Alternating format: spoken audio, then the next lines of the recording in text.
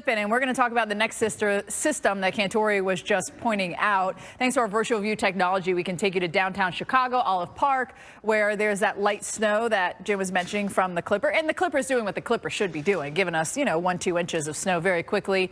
But then we have Leona that will bring more snow to Chicago. We need a lot, though. We're below average by about 8.5 inches. So let's talk about where else we are going to see scenes like this throughout portions of the Great Lakes in the Midwest.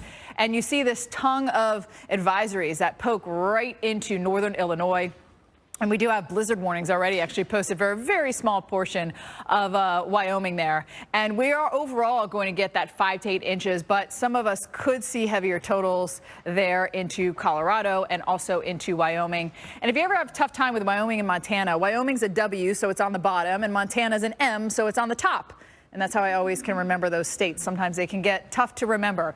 Behind our Clipper system, we have plenty of cold air that's going to be diving down, and some of the coldest we've seen for a while. Then, of course, we have the moisture coming up from the south. So where it gets into that deep layer of cold air that's real thick like this, you're going to get all snow. Where it's a little bit thinner, not as thick of cold air, you could get some mixing, and that's going to be right here to the north of that boundary. You could have a mix of rain and snow coming in, maybe a little sleet, a little freezing rain with that. There's the Clipper moving out. Then we have our next system that comes on in, and there's your snow spreading eastbound with this. And I'll tell you what, it's a very messy pattern in the when you look at the vorticity, that oomph in the atmosphere. It's not this like super well-defined system, so it's like little pieces kind of from everywhere, and that continues as we head into next week. We will see more weather. That's going to be coming up from the south, though, and giving us some icing potentials in the south. But it is all snow for us here, Montana, Wyoming, and as we head, unfortunately, not a lot of this getting into the northeast. It's basically going to be north of the border, Reynolds.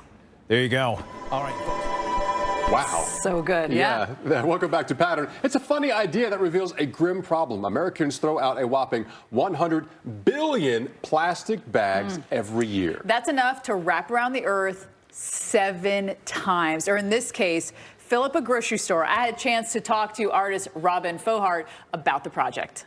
You can check out Robin's Plastic Bag Store in Ann Arbor, Michigan, now through February 5th. Okay, we always travel for the field for storms. Yeah. Do you bring your own bags with you now?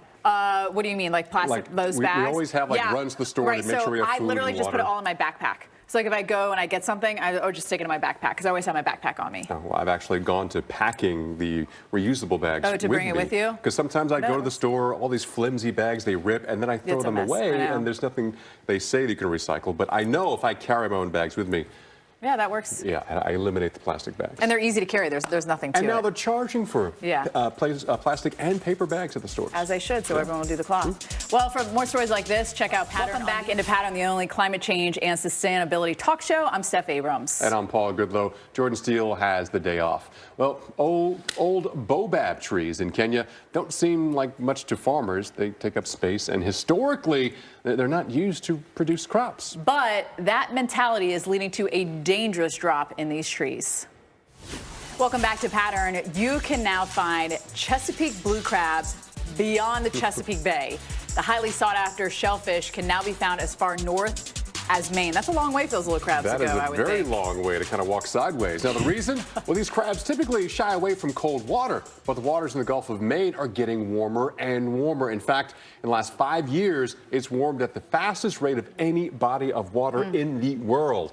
And Laura Crane with the Wells National Estuarine Research Reserve joins us live to share more about that. Thanks for joining us today. So when did researchers start noticing the big change in these migration patterns?